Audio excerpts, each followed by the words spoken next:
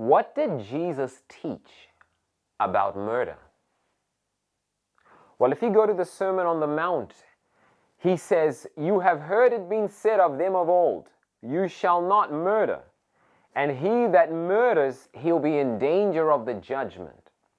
But I say to you that whosoever is angry with his brother without a cause, he'll be in danger of the judgment. And who shall say to his brother, Raca, shall be in danger of the council. And whoever shall say, thou fool, shall be in danger of hellfire." Now it's interesting, obviously the word Raca doesn't apply to us because we don't really use that term. But we've got a host of swear words, of curse words, of mocking words that we have invented to demean the very character of man who was made in the image of God. And the Bible says all the expletives, all the foul language that is used to deride, in fact, used to persecute, to injure other people, in God's eyes is as good as murder.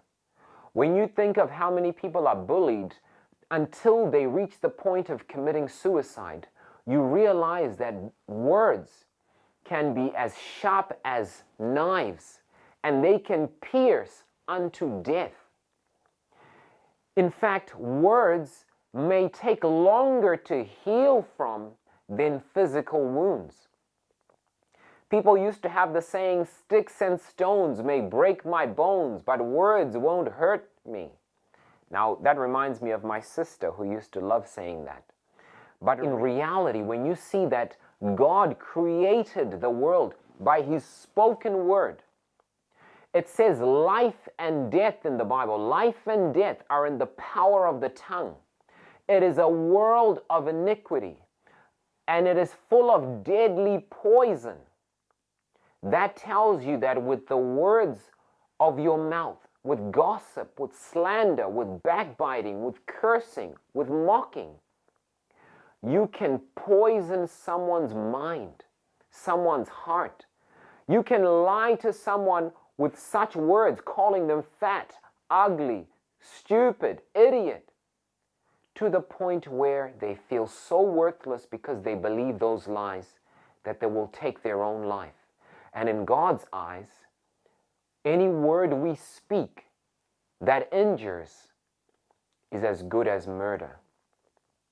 And the Bible says, "Every idle word that a man shall speak, he shall give account thereof in the day of judgment.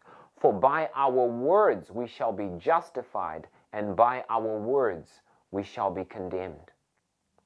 I don't know when the last time you thought of your words that you speak to your wife, to your children, to your enemies, to the people you're upset with, and how piercing your words can be, and how often words can be remembered forever. Ask someone who was told by their parents that they were a mistake, that they shouldn't have been born, that they wish that they had never had any children. They never forget those words. Ask a couple that injure each other with the words that they speak, especially in anger. Those words are never forgotten.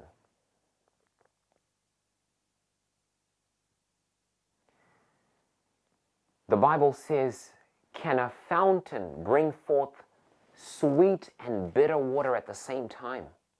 With the same mouth that we bless God, the Father, the same mouth curses man who was made in the image of God. Honestly, this ought not to be so. Let our words be seasoned with salt. Let us bear the fruit of the Spirit, speaking kindness, gentleness, goodness, expressing the very heart of the Father of love, seeing that every human being ought to be spoken to and treated like the Son of the Most High God, with the utmost respect and integrity, even when they upset us.